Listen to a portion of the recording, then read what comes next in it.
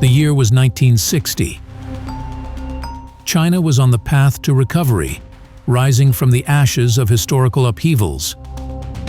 Suddenly, something peculiar catches the government's eye: a dramatic surge in population growth. This chart shows the annual population growth rate, and there it is, that staggering spike in a span of merely 3 years.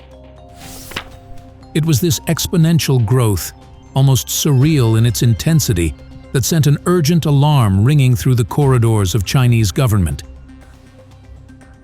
Fast forward to the 1970s, the Chinese government, alarmed by the booming population, introduced a policy, and they called it later, longer, fewer, later marriages, longer birth intervals, and fewer births, encouraging families to have fewer children. Despite this policy, the birth rates remained high, which propelled the government to take a radical step in 1980, the one-child policy. And this was the initiative that reshaped the Chinese family structure, carving a society that prided itself on singular offspring. Also talking about the Chinese population shrinking for the first time since the Great Famine in 1961, which is a pretty historic change for the largest country in the world. What does this mean? Observe this graph tracking China's population growth over the recent decades. In 2022, a milestone was reached. For the first time in 6 decades, China had more deaths than births, marking its population's decline. Moreover, the UN projects China's population to shrink from 1.426 billion in 2022 to 1.303 billion by 2050, and further plummet below 800 million by 2100. Given the rapid global population growth, you might presume this decline advantageous. China did, after all, succeed in controlling its population. However, the reality is more complex.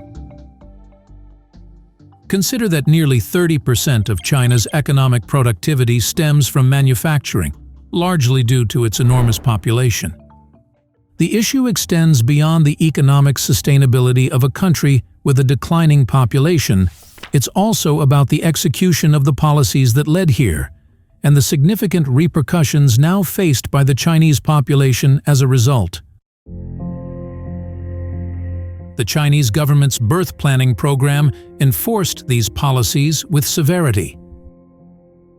In the early days of the later, longer, fewer program, there was an increase in IUD insertions, female sterilizations, and induced abortions, but they were at their worst under the one-child policy when China sterilized 20 million men and women and induced nearly 15 million abortions in a single year.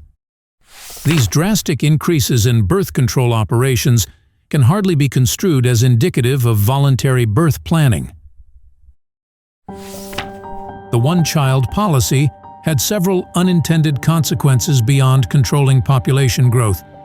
Notably, it led to a skewed sex ratio with more males, roughly 3 to 4% more than females.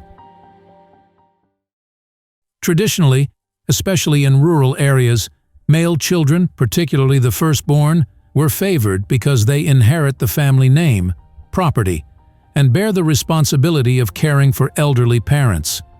When most families were restricted to having one child, having a girl became undesirable. This led to an increase in abortions of female fetuses following the advent of ultrasound sex determination. A rise in the number of female children placed in orphanages or abandoned, and in some extreme cases, infanticide of baby girls.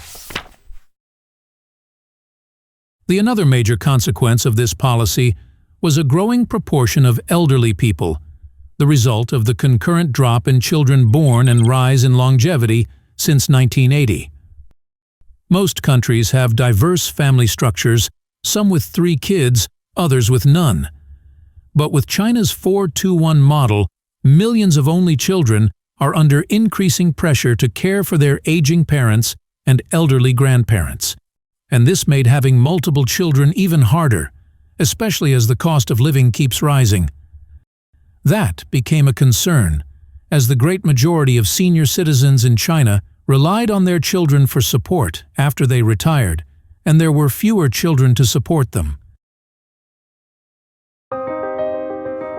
To comprehend this scenario more clearly, let's examine the population pyramids of various countries like Angola, Mali, Uganda, Kenya, and Nigeria, where birth rates were notably high in 2023. The lower end of these charts indicates a significant number of newborns in these countries, with fewer elderly citizens to care for.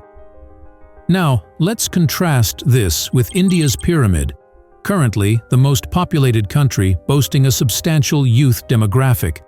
However, the graph for China paints a shocking picture due to the harsh policies that have significantly altered its population structure. Compared to India, China has nearly half the population available to care for the elderly and contribute to the nation's growth.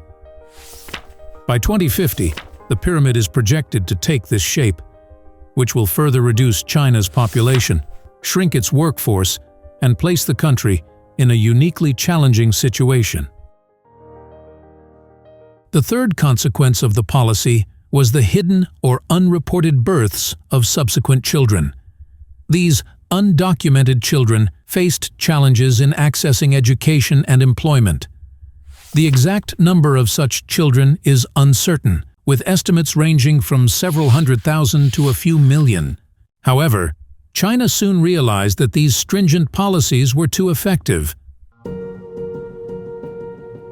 For a population to maintain its size in the long run, each couple needs to have, on average, 2.1 children, known as the replacement rate.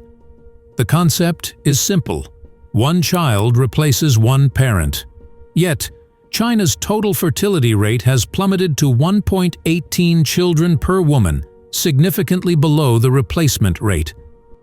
In an attempt to rectify this in 2016, China put an end to the one-child policy.